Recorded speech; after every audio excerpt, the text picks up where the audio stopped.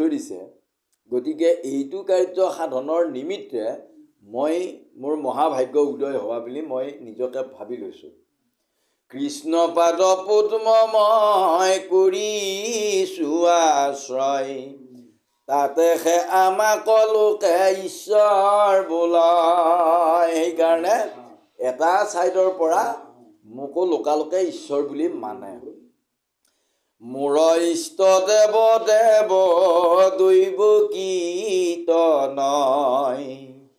কৃষ্ণ বিনে শিৱ আন দেৱ নাহি কয় যাৰ প্ৰকাশিত ইটো সমস্তে জগত নিমিত্ৰ মাত্ৰকে মই কৰোঁ বেকত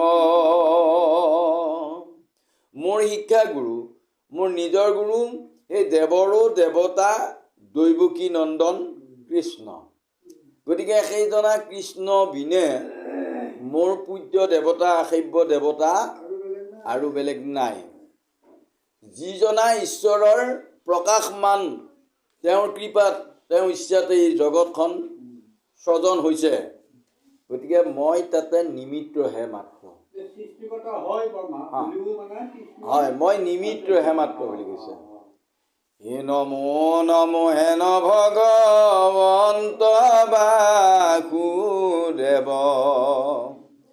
কায় বাক্য মনে টান পাৱে কৰো সেৱ যাহাৰা আগত মায়া ৰুইবে নপাৰিয়া লাজে ভয়ে দূৰ হুয়া থাকে অন্তৰীয়া তুমি হবে সেই মহামায়ায়ে ভুলিলা তাতে সে জগত গুৰু আমাক বুলিলা যি কথা পুছিলা তাৰ লৈও পৰিছেদ হবে কৃষ্ণময় ইটো কৈলো সত্য ভেদ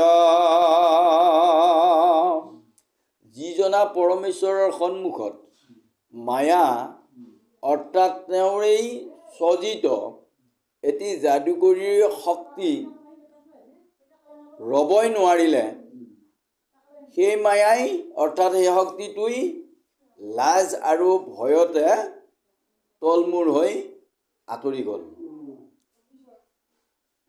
আৰু তুমি হবে সেই মহামায়াই ভুলিলা এতিয়া নাৰদক ব্ৰহ্মাদেৱে কৈছে হে নাৰদ এতিয়া তুমি তোমাকে আদি কৰি সমস্ত জগত সেই ভগৱন্ত প্ৰভুৰ যিটো এই মায়া অৰ্থাৎ ভগৱন্তৰ যাদুকৰী শক্তিটোৰ পৰা হোৱা যিটো ভুল অৰ্থাৎ অজ্ঞান পথ সেই অজ্ঞান পথটোৰ দ্বাৰা তুমিও অজ্ঞানী হৈ পৰিলা ভুল গলা তাতে সে জগতগুৰু আমাক সেইকাৰণে জগতৰ ঈশ্বৰ একমাত্ৰ গুৰু মোকে বুলি তুমি ভাবি আছিলা যি কথা পুছিলা তাৰ লৈও পৰিছে এতিয়া তুমি প্ৰকৃততে যিটো কথা মোক সুধিলা তাৰ সিদ্ধান্ত মোৰ পৰা তুমি শুনা এই জগতখন হবে কৃষ্ণময় এইটো কৈলো সত্যভেদ জগতখনেই কৃষ্ণময় মাত্ৰ চাৰি বেদে শুদ্ধ শাস্ত্ৰে কৃষ্ণকে কহয় কৃষ্ণৰে সে অংশ হবে জগত নিশ্চয় কৃষ্ণক পাইবাক লাগি কৰে যত জাগ তপ জপ কৰিয়া কৃষ্ণক পাৱে লাগ যদি ঈশ্বৰ বস্তুজনাক পাব বিচাৰে তপ জপ যাগ যজ্ঞ আদিৰে একমাত্ৰ তেওঁকেই যদি নিজত অৰ্পণ কৰে নিজকে যদি তেওঁৰ চৰণত অৰ্পণ কৰে তেতিয়া অৱশেষত তেওঁ কাৰণ ভগৱন্ত পুৰুষে অৰ্জুনক কৈছে হে পাৰ্থ মোৰ অংশ জীৱ এই যে জগতৰ জীৱসমূহ মোৰ অংশ জীৱ মোতেহে মিলয় অবিদ্যা মায়া এৰাই যেন নিদ্ৰাকালে নানা স্বপ্ন দেখে জাগি চালে কিছু নাই গতিকে এতিয়া মায়াত মোহিত হৈ আমি যেন নিদ্ৰা গৈ আছোঁ, টোপনি গৈ আছোঁ। এতিয়া টোপনি যাই থকা অৱস্থাত অৰ্থাৎ মায়াত মোহিত হৈ বিষয়ৰ প্ৰতি আসক্ত হৈ থকাৰ নিমিত্তে আমি বিভিন্ন ডাঙৰ মানুহ হোৱা, ধনী মানুহ হোৱা আমি সপোন দেখি আছোঁ। কিন্তু এইবিলাক সমস্ত যেতিয়া ভগৱন্ত পুৰুষৰ এই কৃপা, কেতিয়া কৃপা পাম আমি? যেতিয়া শাস্ত্ৰৰ মাধ্যমেৰে তেওঁৰ চৰণত নিজকে অৰ্পণ কৰি ভক্তি কৰিব পাৰিম, তেতিয়া তেওঁ সেইজনা ভকতক কৃপা কৰিব আৰু তেতিয়া এই অবিদ্যা অৰ্থাৎ মায়া অজ্ঞান এইবিলাক এৰাই অৱশেষত তেওঁ তাত লীন যাব পাৰিম। যিদৰে সপোনত দেখা সম্পত্তিৰ গৰাকী যেতিয়া সাৰ পাওঁ তেতিয়া আমি খালী বিচনাখনতহে শুই আছোঁ, ঠিক তেনেদৰে এই অচৈধ্য বিভূতিৰে ভৰপূৰ এই ধৰাধামত আমি যিবিলাক বাহ্যিক বস্তুত আসক্ত হৈ মূৰ কৰি কেৱল বস্তুতেই আসক্তিবোধ কৰি আছোঁ, এই অজ্ঞানটো দূৰ কৰি যেতিয়া ঈশ্বৰত বিশ্বাস কৰি ভক্তি কৰিম তেতিয়া দেখা পাম যে এই কাই, এই ঘৰ, এই সা সম্পত্তি সকলোবিলাক মিছা। সেই কথাখিনিকে ইয়াতে কৈছে, কাৰণ কৃষ্ণৰেহে অংশ হবে জগত নিশ্চয় বুলি কৈছে। হে ৰাম জ্ঞান পথে কৃষ্ণকে সেৱে জ্ঞানী গণা, কৈলো সেহি সেব্য মোৰ নন্দেৰ নন্দনা, লীলা কৰি তেওঁ পূৰ্বে প্ৰকৃতি সৃজিলা, মায়া গুণ দ্বাৰা ইটো ব্ৰহ্মাণ্ড কৰাইলা। গতিকে তেওঁ ইচ্ছা কৰি হেলাতেই লীলা কৰি তেওঁ এই প্ৰকৃতি অৰ্থাৎ আমি প্ৰকৃতি মানে যিবিলাক বিনাশী বস্তু, এই বিনাশী বস্তুৰে ভৰপূৰ এই ধৰাধামখনক প্ৰকৃতি বুলি কৈছে। লীলা কৰি তেওঁ হেলাতেই আদিতেই তেওঁ এই শক্তিটোৰ স্বজন কৰিলে আৰু তাতে তেওঁ কি কৰিলে? মায়া অৰ্থাৎ তাতে তেওঁ যাদুকৰী শক্তিটো লগুৱাই দি অৰ্থাৎ মায়াটো লগুৱাই দি তাত কি দিলে? গুণ দিলে, সত্ৰস্তম 3 গুণ। গতিকে গুণৰ দ্বাৰাই এই ব্ৰহ্মাণ্ডখন তেওঁ স্বজন কৰিলে। তাহাৰ ভিতৰে ভৈলা বিৰাট শৰীৰ, ঊৰ্ধে 7 লোক তাতে বুজা মহাবীৰ, অধত অতলয় আৰু বিতল সুতল, তলাতল আদি 7 পৰম বহল। আৰু এই ব্ৰহ্মাণ্ডখন স্বজন কৰাই তাত কি দিলে? এই ব্ৰহ্মাণ্ডখনৰ ভিতৰত বিৰাট শৰীৰ আৱিৰ্ভাৱ হ'ল। আৰু এই বিৰাট শৰীৰটোত কি থাকিল? 3টা খণ্ড কৰিলে, যে মাজৰ খণ্ড পৃথিৱী, আৰু এই পৃথিৱীৰ ওপৰৰ খণ্ড মানে 7 লোক অৰ্থাৎ সপ্ত স্বৰ্গ। এতিয়া কি ক'লে তাতে? সপ্ত স্বৰ্গ অৰ্থাৎ ভূলোক, ভুৱলোক, স্বলোক, মহলোক, জনলোক, তপলোক আৰু সত্যলোক। আৰু এই ভূৰ পৰা তলৰ ফালে অধৰ ফালে অতল, বিতল, সুতল, তলাতল, মহাতল, ৰসাতল আৰু পাতাল, এই 7 পাতাল চিনাক্ত কৰি দিলে। ই দেৱদ্বৈত মনুষ্য বিভাগী তাতে ৰৈল, 4 বৰ্ণ কৃষ্ণৰ দেহত হন্তে ভৈল। গতিকে এই পাতাল অধত আৰু ঊৰ্ধত 2টা ফালে কি কৰিলে? দেৱ দৈত্য মনুষ্য ভাগ কৰি নিৰ্দিষ্ট ঠাইত এইবিলাক নিয়োগ কৰি দিলে। আৰু 4 বৰ্ণ অৰ্থাৎ 4 জাতি এই কৃষ্ণৰ দেহৰ পৰাই উৎপত্তি কৰালে। শ্ৰৱণ কীৰ্তন ধৰ্ম 4 বৰ্ণৰ, নিজ পিতৃ কৃষ্ণ মাত্ৰ শিৱ জগতৰ। এই চাৰিও জাতিৰ একমাত্ৰ ধৰ্মৰ মুখ্য ধৰ্মটোৱে হৈছে সেই জনা পিতৃপুৰুষ কৃষ্ণৰ গুণ গান শ্ৰৱণ কীৰ্তন কৰা। এইটো মহাধৰ্ম। নিজ পিতৃ কৃষ্ণ মাত্ৰ শিৱ জগতৰ। আমি সকলোৰে একমাত্ৰ পিতা সেইজন কৃষ্ণ দৈৱকী নন্দন।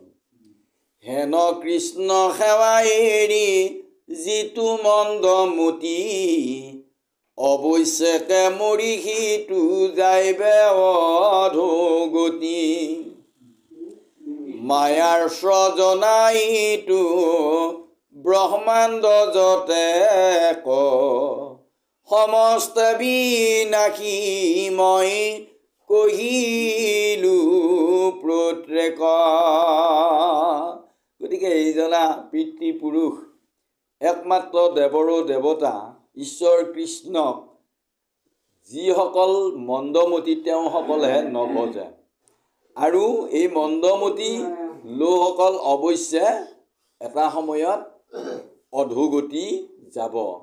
মৰাৰ পিছত তাৰমানে ঊৰ্ধ্বগতি নাপায়, অধোগতি হ'ব তলৰ জীৱত। মায়াৰ স্ৰজনা এইটো ব্ৰহ্মাণ্ড যত। প্ৰভু ভগৱন্তই যিটো যাদুকৰী শক্তি প্ৰথমতেই নিক্ষেপ কৰিছিল, এই যাদুকৰী শক্তিটোৰ দ্বাৰাই এই ব্ৰহ্ম অণ্ড স্ৰজন হৈছিল। আৰু সমস্ত এই মায়াৰ দ্বাৰা স্ৰজন হোৱাৰ বাবে সমস্ত প্ৰকৃতি অৰ্থাৎ বিনাশী, সমস্ত বিনাশী মই কহিলো প্ৰত্যেক বুলি কৈছে। গতিকে প্ৰকৃতি মানেই বিনাশী। ব্ৰহ্মাণ্ডৰ বাজহিতু কৃষ্ণৰ নগৰ, কদাচিতো নুহি নাশ জানা মুনিবৰ। গতিকে এই ব্ৰহ্মাণ্ডখনৰ বাহিৰত সেইজন ঈশ্বৰ পুৰুষ কৃষ্ণৰ নগৰখন, সেইখন নগৰ কাৎচিত কেতিয়াও বিনাশ নহয়। প্ৰপঞ্চৰ ভিতৰনো হিকে সিটো থান, ভক্তৰ নিমিত্তে কৃষ্ণে কৰিছা নিৰ্মাণ। প্ৰপঞ্চৰ ভিতৰ, প্ৰপঞ্চ মানে মায়া। গতিকে সেই নগৰখন, কৃষ্ণৰ নগৰখন এই মায়াৰ ভিতৰত নহয়, মায়াৰ পৰা মুক্ত। সেইখন কেৱল সেই নগৰখন একমাত্ৰ তেওঁৰ ভকতৰ নিমিত্তেহে নিৰ্মাণ কৰি থৈছে তেৰাই। জ্ঞান কৰ্ম যোগ জাগ তপস্যা আচৰে, কদাচিতো বৈকুণ্ঠক নযায় সিটো নৰে। গতিকে জ্ঞান অৰ্থাৎ আত্মস্বৰূপ সম্বন্ধে যিসকলে জানে, নিজক যিয়ে চিনি পালে এই শাস্ত্ৰৰ দ্বাৰাই, সেইটো জ্ঞান। আৰু ঈশ্বৰত অৰ্পণ কৰি যিসকল কৰ্ম কৰিছে সেইটো কৰ্ম যোগ। কৰ্মৰ দ্বাৰা ঈশ্বৰৰ যোগ। আৰু এই জাগ অৰ্থাৎ তেওঁ ঈশ্বৰৰ চিন্তা কৰি কৰি তেওঁ যেন কোনো কালে মানে এন্ধাৰত পৰা নাই। জাগ বা তপস্যা, জ্ঞানৰ দ্বাৰা ঈশ্বৰকে তেওঁ পুজি আছে, এইবিলাক কৰ্ম আচৰি আছে। কদাচিতো বৈকুণ্ঠক নাযায় সিটো নৰে, কিন্তু তথাপিতো সেই নৰ বৈকুণ্ঠ নাপায়, সেই নৰে। এনেদৰে ঈশ্বৰত অৰ্পণ কৰাৰ পিছতো বৈকুণ্ঠ কিন্তু নাপায়। বৈকুণ্ঠ কেতিয়া পায়? শ্ৰৱণে কীৰ্তনে সুখ বৈষ্ণৱে পায়, আৰু কৃষ্ণ কথা কহো শুনা মহাশয়। গতিকে মনে মনে এইবোৰ আচৰণহে কৰা হৈছে, কিন্তু ঈশ্বৰক মাতা হোৱা নাই। ঈশ্বৰ আঁতৰত আছে। গতিকে অচিনাকি মানুহজনক, দূৰত থকা, চকুৰ আঁতৰত থকা মানুহজনক, আঁৰত থকা মানুহজনক আমি ভাবি থাকিলে তেওঁ দেখা নিদিয়ে। আমি তেওঁক নাম ধৰি মাতিব লাগিব। গতিকে নেদেখা ঠাইত থকা মানুহজনক যেতিয়া তেওঁৰ নামটো কাঢ়ি আমি তেওঁক মাতিম, তেতিয়া তেওঁ আমাক দেখা দিব। আৰু যেতিয়া আমি দেখা পাম তেতিয়া আমাৰ যিবিলাক কাৰণ বা দৰকাৰ সেইবিলাক আমি কৰিব পাৰোঁ। গতিকে ঠিক তেনেদৰে অন্তৰ্যামী ঈশ্বৰ অৰ্থাৎ দেখা নোপোৱাজনক তেওঁ নাম ধৰি মাতিব লাগিব, তেনেকৈ কীৰ্তনৰ দ্বাৰা তেওঁ গুণগান কৰিম। গতিকে সেইকাৰণে এই কথাখিনি ইয়াত ক'লে। আৰু এই হিমতে কৃষ্ণ তৌ পদে লোক যত ঈশ্বৰত কৰি ভিন্ন নুই বিচাৰত। গতিকে সমস্ত ব্ৰহ্মাণ্ড কৃষ্ণৰ পৰাই উৎপত্তি। যদি বিচাৰ কৰি চাওঁ, অগ্নিৰ স্ফুলিংগ স্থূল অগ্নি হন্তে যেন বাহিৰাই যায়, কালে মগ্ন যায় নিৰ্বাণক পাই, জাগি চালে কিছু নাই। গতিকে ঠিক তেনেদৰে এয়া অগ্নিৰ যেন ফিৰিঙতি আমি প্ৰত্যেকেই একোটা অগ্নিৰ ফিৰিঙতি। হে ৰাম হিমতে কৃষ্ণ তৌ পদে লোক যত ঈশ্বৰত কৰি ভিন্ন নুই বিচাৰত। যেন সুবৰ্ণত হন্তে জনমে কুণ্ডল, বিচাৰত নাম মাত্ৰ সুবৰ্ণ কেৱল। কাৰণ নাম আমি যদি চাওঁ কেৱল শুন, তাৰ পৰা আমি অলংকাৰ বিভিন্ন ধৰণৰ হাতৰ কাণৰ গলৰ বিভিন্ন ধৰণৰ অলংকাৰ যেতিয়া গঢ়াম, গতিকে কাণৰ জোৰক বেলেগ নাম, হাতৰ জোৰৰ বেলেগ নাম, নহয়নে? আকৌ যদি আমি ভাঙি চাম, ভাঙি লকৰ এতিয়া শুনা হয়। ঠিক তেনেদৰে আমি এই জীৱজগতৰ এই দেহধাৰী মনুষ্যসকল বা অন্যান্য সমস্ত জীৱ, তাৰ ভিতৰত শ্ৰেষ্ঠ জীৱ মনুষ্যসকল যেতিয়া আমি ই দেহা ত্যাগ কৰিম, তেন্তে জৈৰৰ পৰা আহিছিলা, তুই ক'লা কি কৰিলা? কোন? জীৱ যিজন ঈশ্বৰৰ কবলৰ পৰা তেওঁ মানে ৰোপণ কৰিছিল এই ধৰাধামত, কাৰ্যৰ শেষত সমাপ্তিত সেই জীৱক আকৌ ভগৱন্তই লৈ গৈ এই জনমত কৰা কাৰ্যৰ ফলস্বৰূপে তেওঁ আকৌ কোনটো শৰীৰ ধাৰণ কৰিলে তেওঁ ভোগ কৰিব পাৰিব কৰ্মৰ ফলটো, সেই অনুপাতেহে আকৌ নতুন এটা দেহত দিয়ে। হয়, বিচাৰত নাম মাত্ৰ সুবৰ্ণ কেৱল, অৰ্থাৎ অৱশেষত কেৱল সেয়ে জীৱ এটা তত্ত্ব, যিদৰে যি বৰ্ণৰে অলংকাৰ নহওক ভাঙিলে কেৱল শুন, আমি যি নামৰেই যি প্ৰবৃত্তিৰেই মানুহ নহওঁ কিয়, মৃত্যুৰ পিছত জীৱ গৈ কেৱল সেই ঈশ্বৰৰ লগত। হয় এতেকে কৃষ্ণে মাত্ৰ নিয়ন্তা ঈশ্বৰ, কৃষ্ণতে প্ৰকাশে চৰাচৰ নিৰন্তৰ। ভজনীয় দেৱ কৃষ্ণ বিনে নাহি আন, বেদ শিৰো ৰত্ন মন্তে কহে বিদ্যমান।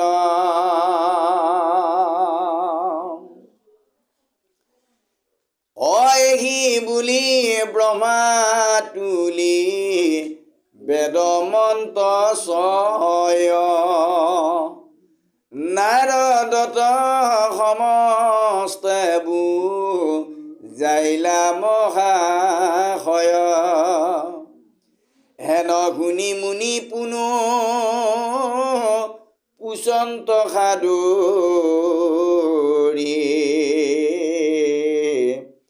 হবে যদি কৃষ্ণময় পূজা কেন কৰি। গতিকে এই সমস্ত লৰচৰ কৰিব পৰা কৰিব নোৱাৰা, অৰ্থাৎ স্বৰ আৰু অস্বৰ সমস্ত কৃষ্ণতেই প্ৰকাশমান। তাৰ ভিতৰত ভজনীয়া দেৱ কৃষ্ণ বিনে নাহি আন কাৰ মনুষ্যৰ। গতিকে যিসকল জীৱই নৰশৰীৰ পোৱাৰ পিছত ঈশ্বৰত ভজা নাই, তেওঁসকল আকৌ অধোগামী হ'ব। আৰু যিসকলে ভজনীয় দেৱ একমাত্ৰ সেইজনা কৃষ্ণ বুলি জানি তেওঁৰ চৰণত ভকতি কৰিছে, তেওঁ সেই ঈশ্বৰ তত্ত্বৰ লগত অৱশেষত মিলি যাব। বেদ শিৰোৰত্ন মন্তে কহে বিদ্যমান। গতিকে এই বেদৰ শিৰোৰত্ন কি? এইখন ভাগৱত। গতিকে বেদ শিৰোৰত্ন এই মহাভাগৱত মন্ত্ৰই এই কথাখিনিকে দৃষ্টিগোচৰ কৰিছে বা এই কথাখিনিকে নিৰূপিত কৰিছে। এই বুলি ব্ৰহ্মা তুলি বেদমন্ত্ৰ ছয়। ব্ৰহ্মাই বেদৰ মন্ত্ৰবিলাক লৈ নাৰদত সমস্তে বুজাইলে আমাৰ হয়। মানস পুত্ৰ নাৰদক বুজাই হেন শুনি মুনি পুনু পুচন্ত সাদৰি সবে যদি কৃষ্ণময় পূজা কেন কৰি। তেতিয়া পিতৃ ব্ৰহ্মাক আকৌ নাৰদ মুনি হৈছে, হে পিতৃদেৱ, যদি সমস্ত কৃষ্ণময় হয় তেনেহ'লে তুমি কি ধৰণে সেই কৃষ্ণক পূজা কৰি আছা? কিবা দ্ৰব্যে যজ্ঞ কৰা সংশয় মিলিল, শুনি ব্ৰহ্মা হৰিষতে কহিবে লাগিল, ধন্য মোৰ পুত্ৰ শুনা সিদ্ধান্ত ইহাৰ, ময়ো পূৰ্বে এই কথা কৰিছোঁ বিচাৰ। গতিকে তুমি মোক এটা ভাল প্ৰশ্ন কৰিলা। এই প্ৰশ্নটো মোৰো আছিল।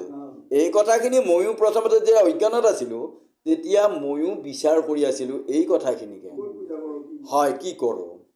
যদি কৃষ্ণ বিনে বস্তু জগততে নাই, কৃষ্ণময় দ্ৰব্য যজু কৃষ্ণ সদায়। তেওঁৰ নামেৰে, তেওঁৰ নামৰ দ্ৰব্যেৰে তেওঁকেই সদায় পূজা কৰোঁ। অমুক দেখি মনু আদি যত মহাজন, হৰি ৰূপ দ্ৰব্যে কৰৈ তাংক আৰাধন।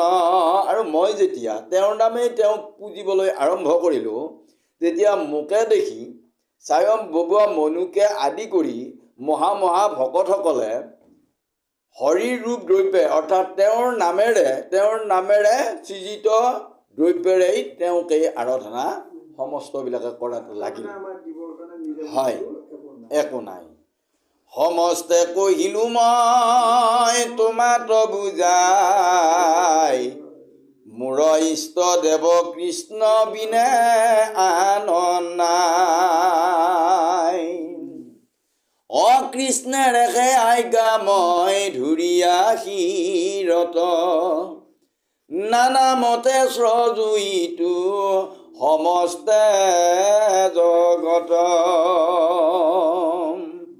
গতিকে একমাত্ৰ নিজ গুৰু কৃষ্ণ বিনাৰ ইহ জগতত কোনো নাই। আৰু এই কথাটো জানি উঠিয়েই তেওঁৰ আজ্ঞা শিৰোধাৰ্য কৰি মই বিভিন্ন ধৰণেৰে এই সমস্ত জগতখন স্ৰজন কৰিছোঁ। হৰিৰ অধীন ভূঞা হৰে সংহৰ জগতকে ভগৱন্তে আপুনি পালন্ত। আৰু আমাৰ দ্বাৰা এটা অংশ লৈ আমাৰ দ্বাৰা এই জীৱ জগতৰ সমস্ত শৰীৰবিলাক স্ৰজন কৰা হ'ল। আৰু অৱশেষত তেওঁ এই আন এটি ৰূপ যাক হৰ বুলি ৰুদ্ৰ বুলি চিনাক্ত হৈছে। গতিকে সেই ৰূপটোৰ দ্বাৰা তেওঁ জগতৰ সমস্ত জীৱদেহা সংহাৰ কৰি লৈ যায়। আৰু জগতক ভগৱন্ত পুৰুষে নিজেই তেওঁ আন এটি ৰূপৰ দ্বাৰা পালন কৰে। সেই কৃষ্ণ দেৱ মাত্ৰ শিৱ জগতৰ, কৃষ্ণ বিনে ভজনীয় নাহিকে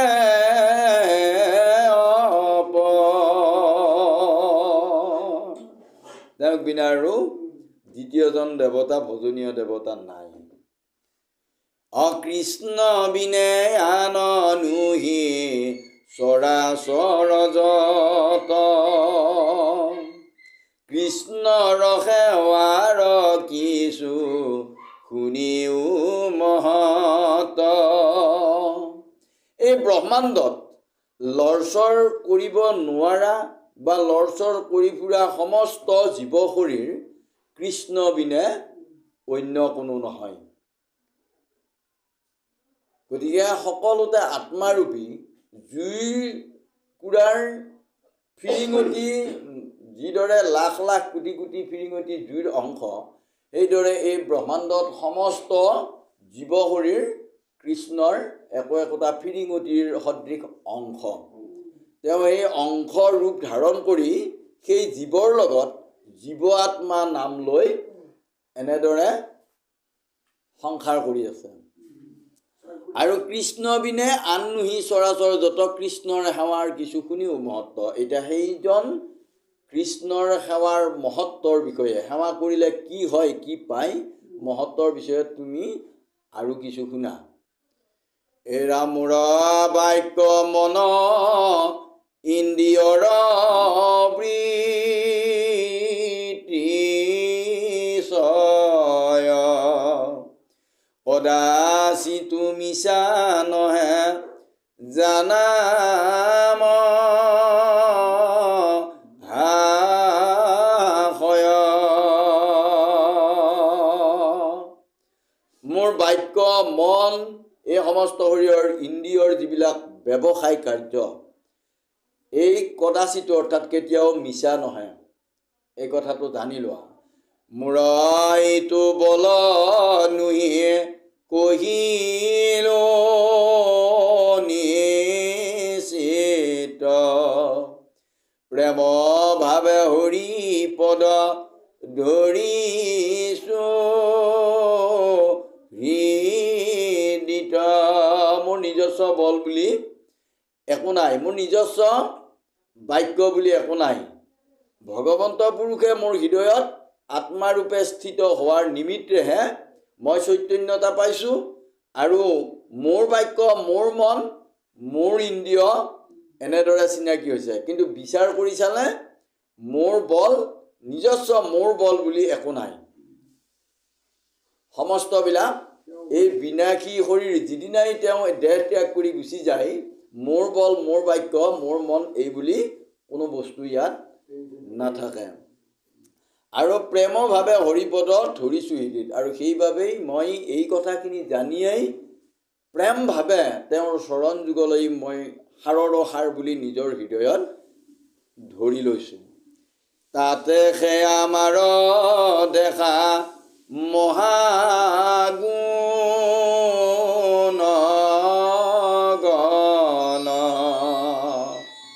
কৃষ্ণ সেৱা বল তুমি জানাত পোধন। কিছু অৰ্থ সিদ্ধি নোৱে কৃষ্ণ কথা বিনে, মই লোভি আছো আৰু প্ৰমাণ আপোনে। আৰু এই ভগৱন্ত পুৰুষৰ চৰণ যুগলত দৃঢ়তাৰে ধৰি লোৱাৰ নিমিত্তে, বিশ্বাসেৰে ধৰি লোৱাৰ নিমিত্তেই এই আমাৰ শৰীৰত যিবিলাক তুমি মহাগুণ উপলব্ধি কৰিব পাৰিছা, দেখিব পাৰিছা, কৃষ্ণ সেৱা বল এই সমস্তবিলাক, হে তপোধন, হে নাৰদ পুত্ৰ, এই কথা তুমি মানি লোৱা, বিশ্বাস কৰা। কিছু অৰ্থ সিদ্ধি নোহে কৃষ্ণ কথা বিনে, মই লোভি আছোঁ আৰু প্ৰমাণ আপোনে। মই নিজেই এই কথাৰ প্ৰমাণ উপলব্ধি কৰিব পাৰিছোঁ বা পাইছোঁ। বেদময় তপোময় ময়েই শ্ৰেষ্ঠজন। গতিকে বেদময় তপোময়, গতিকে ময়েই শ্ৰেষ্ঠজন। প্ৰজাপতি হব মোক হেবে অনুক্ষণ। মহা মহা ৰজাবিলাকেও, প্ৰজাসকলৰ প্ৰতিবিলাকেও মোকেই মুহূৰ্তে মুহূৰ্তে সেৱা কৰি থাকে। উত্তম যুগক ধৰি ঘূয়া ধান, তভু নজানিলো কৃষ্ণ দেৱৰ প্ৰমাণ। গোবিন্দৰ পাৱে পুৰি কৰো সেৱ তান কৃপা বিনে তাংক নজান কেৱা। গতিকে উত্তম যিটো যোগ, যি যোগৰ দ্বাৰা তেওঁক লাভ কৰিব পাৰি, তেওঁৰ লগত সাক্ষাৎ দৰ্শন হ'ব পাৰি, অতি সাৱধান মনেৰে সেই যোগ ধাৰণ কৰিছোঁ। ধাৰণ কৰিবলৈ তেওঁৰ কৃপাতে সক্ষম হৈছোঁ।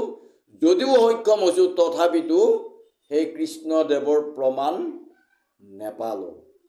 হেন গোবিন্দৰ পাৱে, যিজন উত্তম যোগৰ দ্বাৰাও তেওঁৰ লগত বা তেওঁৰ আচল তত্ত্ব উপলব্ধি কৰিব নোৱাৰি, সেইজন গোবিন্দৰ চৰণ যুগলত পৰি পৰি প্ৰণাম জনাইছোঁ।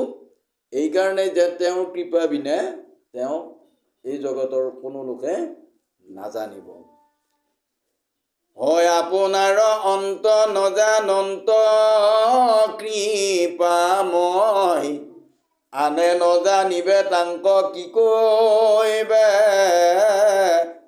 লাগায়। গতিকে আনে জনাটো বাদেই দিয়ক, এই শৰীৰ ধাৰণ কৰি থকা জীৱসকলে জনাটো বাদেই দিয়ক, তেওঁ নিজেই নিজৰ অন্ত নাপায়। নিজেই নিজৰ কথা, গুণগানৰ কথা কৈ তেওঁ নিজেই শেষ কৰিব নোৱাৰে। তুমি আমি সনকাদি আৰু মহেশ্বৰ, দেৱাসুৰ প্ৰীতি নাগ চাৰণ কিন্নৰ, কৃষ্ণৰ মায়ায়ে হবে হুয়া বিমোহিত, কৃষ্ণৰ গুণৰ অন্ত নপাৰে কহিত। আৰু আমিবিলাক মায়াত মোহিত হৈ থকা, বিনাশী শৰীৰ ধাৰণ কৰি থকা আমিবিলাক আৰু কোন? তেওঁ নিজেই, যিজনাই নিজেই নিজৰ গুণগানৰ অন্ত কৰিব নোৱাৰাকৈ, আৰু আমি মায়াত মোহিত জীৱবিলাকনো কি? কৃষ্ণৰ গুণৰ অন্ত নপা হে ৰাম, কিন্তু হবে আপোনাৰ মতি অনুসাৰ, অৱতাৰ লীলা গাৱে কৃষ্ণ দেৱতাৰ। কিন্তু এই ধৰাধামত সমস্ত মানৱ শৰীৰে নিজৰ মন অনুযায়ী, মন অনুসৰি যোনে যি ধৰণে কৃষ্ণৰ গুণগানৰ লীলা চৰিত্ৰ বৰ্ণনা কৰিব পাৰে সেইমতে কৰি থাকে বা গাই থাকে। এতেকে প্ৰণাম মাত্ৰ কৃষ্ণক সদায়, কহো কৃষ্ণ অৱতাৰ শুনা মহাৰাই। এতিয়া কৃষ্ণৰ অৱতাৰৰ বিষয়ে তোমাৰ আগত কওঁ। প্ৰকৃতিক কটাই খতে কৰে সচেতন, যাৰ লীলা তনু জলসায়ী নাৰায়ণ।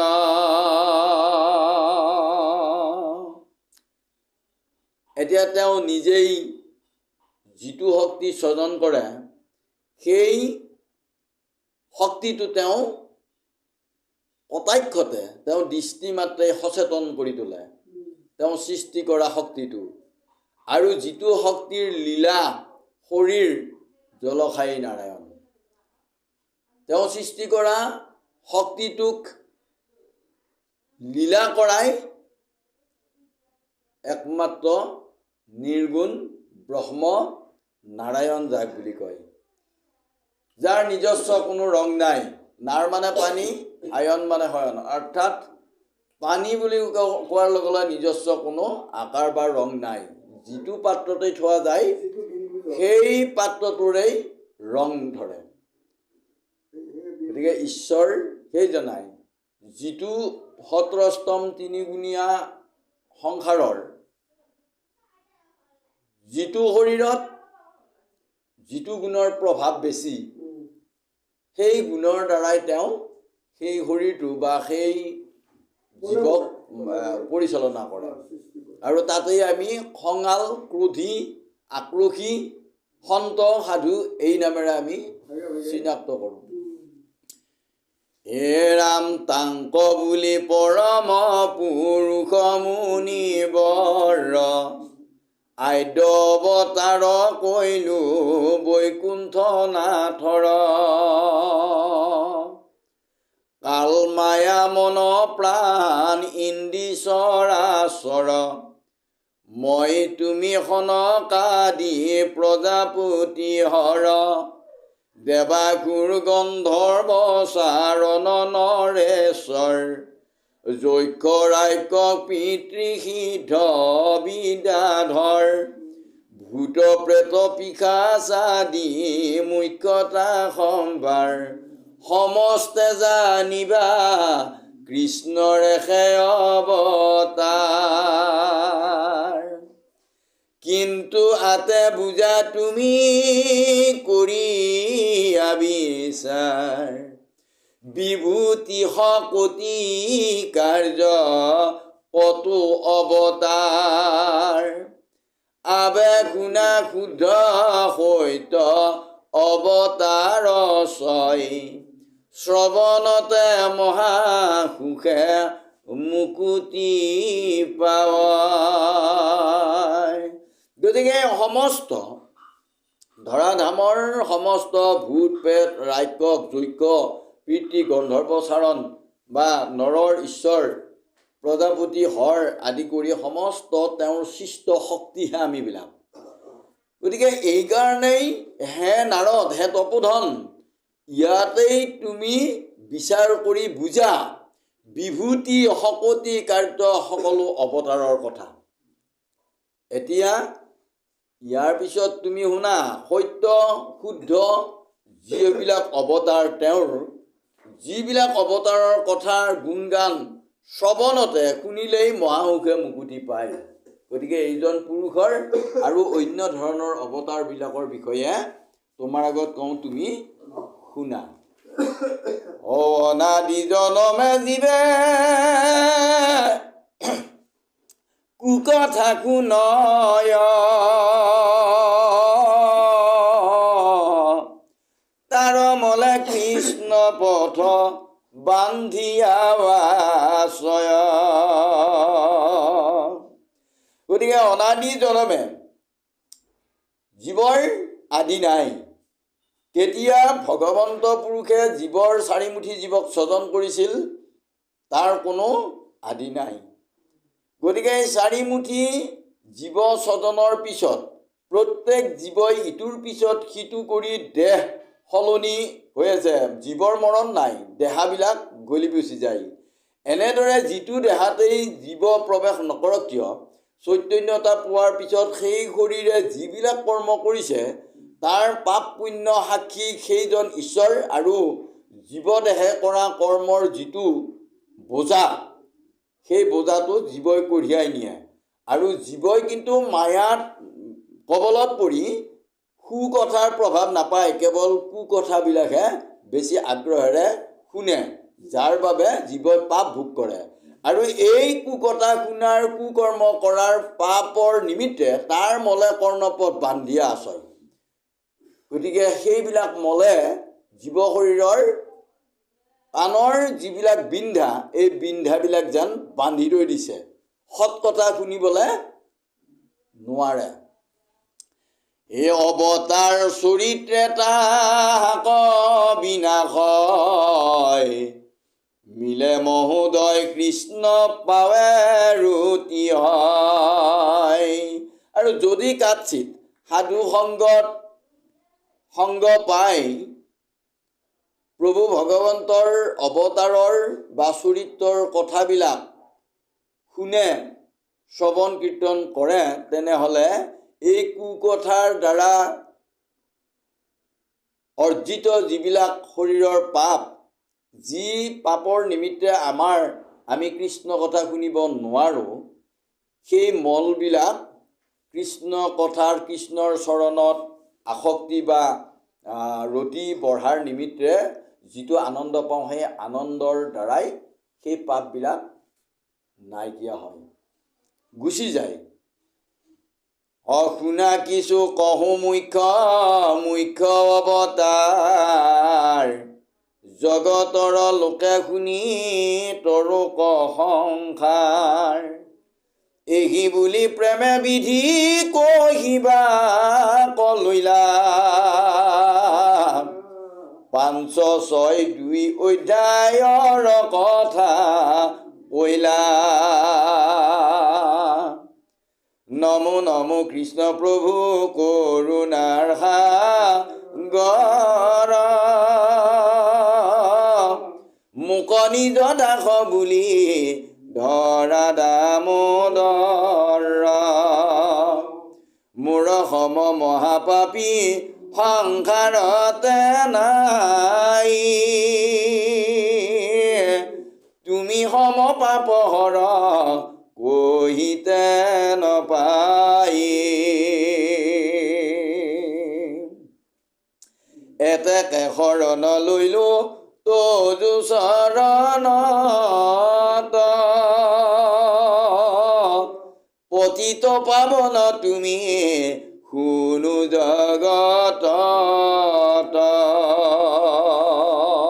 হে কৰুণাৰ সাগৰ তুমি মোক কৃপা কৰা তোমাৰ নিজৰ দাস বুলি তোমাৰ চৰণত চাপি ধৰা মোৰ সম মহাপাপী এই সংসাৰত আৰু কোনো নাই আৰু এই মোৰ দৰে মহাপাপীক এই পাপৰ পৰা পৰিত্ৰাণ কৰা উদ্ধাৰ কৰা তোমাৰ সমান পাপহাৰী আৰু কোনো নাই এতেকে তোমাৰ চৰণত মনে প্ৰাণে কায়ে বাক্যে আশ্ৰয় গ্ৰহণ কৰিলোঁ হে পতিত পাৱন পতিত মানে পাপ আৰু পাৱন মানে জুই গতিকে এই কৰ্মৰ দ্বাৰা সঞ্চিত যিবোৰ আমাৰ পাপ বিষয়ৰ পাপ এই পাপবোৰ তোমাৰ চৰণত আশ্ৰয়িত হৈ যেতিয়া তোমাৰ নাম গুণ শ্ৰৱণ কীৰ্তন কৰিম তেতিয়া তোমাৰ নামৰ এই জুইকুৰাই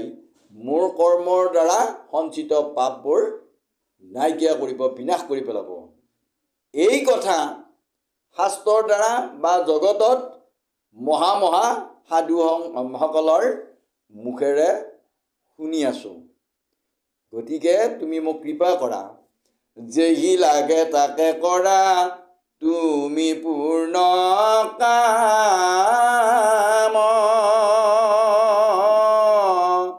ও সামাজিক লোকে ডাকি বোলা